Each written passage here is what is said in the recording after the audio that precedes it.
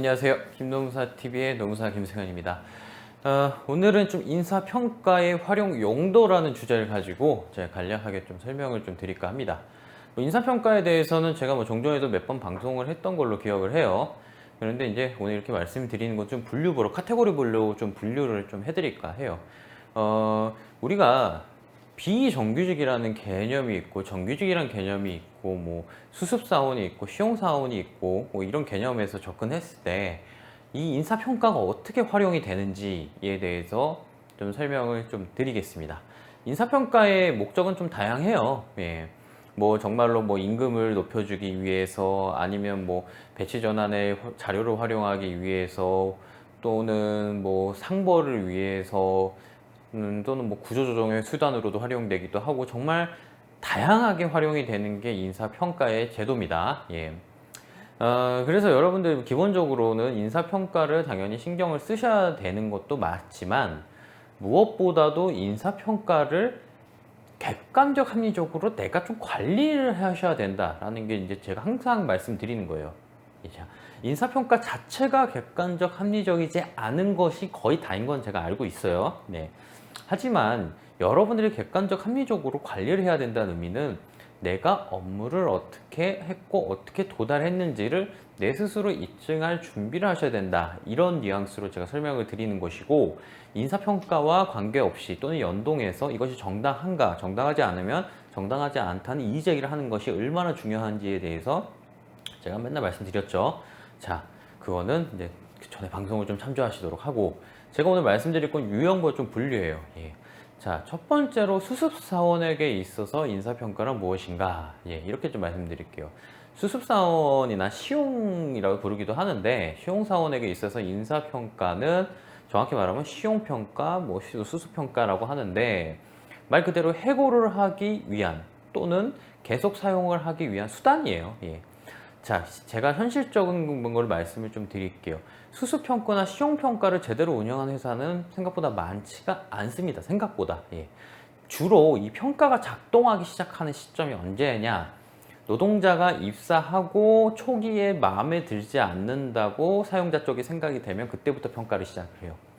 자, 앞으로 3개월 동안, 앞으로 6개월 동안 이 자료를 축적해서 얘를 내보내야 되겠구나라고 생각했을 때 보통 이 작업이 시작이 됩니다. 즉, 수습평가나 시용평가가 여러분들에게 유리한 고가로서 활용되는 케이스보다는 사실은 내보내기 위한, 해고하기 위한 방법으로 많이 쓰이고 있죠. 사실 시용이나 수습에 대한 해고는 해고가 맞긴 해요. 근데 일반적인 정규직보다 널리 해고 사유가 인정되어지고 있는 상황이기 때문에 여기 대해서 정량적, 객관적, 합리적인 평가가 사용자가 어느 정도 누적을 가지고 있다, 해고가 될 확률이 굉장히 높죠. 여기 대해서도 제가 초기에 지금 말씀드린 대로 관리를 해야 된다. 분명히 중요합니다, 이 지점이. 예. 나중에 가서 이렇게 나왔는지 전혀 몰랐어요, 이렇게 하면 안 되죠. 좋은 팁을 하나 말씀드리면은 수습평가에 대한 과정이 있는지를 한번 문의해 보시는 것도 나쁜 건 아닙니다. 예. 또는 그런 과정이 이루어지고 있다면은 제가 말씀드린 대로 좀 긴장하시고 좀 대응 준비는 하셔야죠. 자, 두 번째로 기간제 노동자의 경우입니다. 비정규직이죠.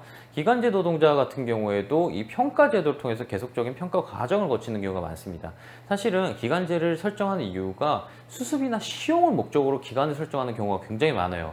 자, 전에도 제가 방송해 드렸는데 이 케이스는 이 수습이나 시용을 목적으로 기간을 설정했다, 이 부분만큼은 반드시 계약서에 명시적으로 적시하거나, 아니면 그 과정에서 예를 들어 1년 동안이면은 그 의사표시를 사용자에게 꾸준히 확인해서 받으셔야 돼요. 그래야지 나중에 갱신기대권이라는 게 인정이 될 여지가 생깁니다. 어쨌든. 자, 갱신기대권이 인정되고 다음에는 문제는 무엇이냐? 갱신을 거절할 합리적 이유, 즉 해고할 만한 이유가 있는지를 좀 들여다봐요. 이 부분은 조금 수습보다는 뚜렷하지 않은데 해고에 준해서만큼 정당성이 있어야 된다. 정확히 말하면 우리 판례는 객관적으로 합리성이 있어야 된다, 사회통념상 합리성을 이제 주장을 하고 있어요. 여기서 많이 쓰이는 게 또 인사평가입니다. 자, 어때요? 그러니까 기간제 노동자들은 확실히 좀 긴장하고 보셔야 된다, 이렇게 좀 말씀을 드리고 있고, 저희 주장은 사실 정규직에 준해서 좀 봐야 된다, 이렇게 주장도 하기도 있습니다. 자, 마지막으로 정규직의 경우는 인사평가가 어떠하는가? 인사평가가 정규직은 조금 안정적인 베이스 하에서는 인사평가가 주로 임금에 영향을 좀 많이 미쳐요. 그러니까 임금을 보상을 늘려주거나 심지어는 삭감하는 자료로 사용되고 있기도 합니다. 예. 다만 이제 취업규칙상 뭐 삭감할 수 있다는 규정이 있어도 개별 동의가 없으면 안 된다는 것이 예, 기본적인 태도고, 예, 근데 회사는 마음대로 하고 있는 회사도 있어요. 자, 예, 아무튼 이거는 뭐 각설하고. 자, 정규직에서는 인사평가가 나쁘다는 그 자체로 단편적으로 해고하기가 참 어려운 건 사실이에요. 그래서 정규직은 인사평가가 여러 차례 들어갑니다. 인사평가가 1차로 하고 2차로서의 기회, 2차 뭐 PIP 프로그램에 의해서 뭐 회생할 기회, 교육의 기회 뭐 이런 걸 주고 또 평가를 합니다. 그거를 가지고 다시 한번 배치 전환을 하고 배치 전환 평가를 다시 한번 거치고 그 다음에서야 해고로 나아갈 수 있는 이런 과정을 거치게 되고, 이 과정조차 나빠지면 정리해고의 위험성도 도달하게 되는 이런 총체적인 프로세스를 거치게 됩니다. 근데 정규직에서는 인사평가 하나로만 단기에 해고하기가 굉장히 어렵다. 제가 이렇게 좀 정의를 내리고요. 다만 이것이 반복적이고 누적되면은 정규직도 위험하다. 이렇게 좀 말씀을 드릴 수가 있어요. 자, 오늘 김nom사TV에서는 이렇게 유형별로 인사평가가 어떻게 작동하는지, 왜 중요한지에 대해서 설명을 드렸어요. 사실 인사평가는 정말로 코걸이 귀걸이 맘대로예요. 왜 그러냐면 사용자가 상당한 재량, 그 중에서도 아주 상당한 재량을 인정하고 있는 것이 바로 이 인사평가 제도입니다. 그러므로 우리가 사실은 문제 제기하고 계속해서 신경을 좀 써야 될 수밖에 없어요. 뭐 그냥 다 흘러내려놓고 다음에 평가를 잡기에는 굉장히 어려운 것이 이제 사실이니까. 예. 자, 인사평가 분명히 길은 있습니다. 여러분들이 관리하셔야 될 오늘 필요성에 대해서 좀 이렇게 말씀을 드리는 것이고요. 예, 그냥 알아서 주겠지 이런 거는 뭐 존재하지 않는다. 예, 그러면 나중에 큰일 생긴다. 이렇게 유형별로, 직무 유형별로 좀 설명을 드려봤습니다. 예, 궁금하신 점 있으면 네이버 카페에 글 남겨주시면 되고요. 예, 오늘 김nom사TV 여기까지 마치겠습니다. 좋아요, 구독도 부탁드리고요. 예, 감사합니다.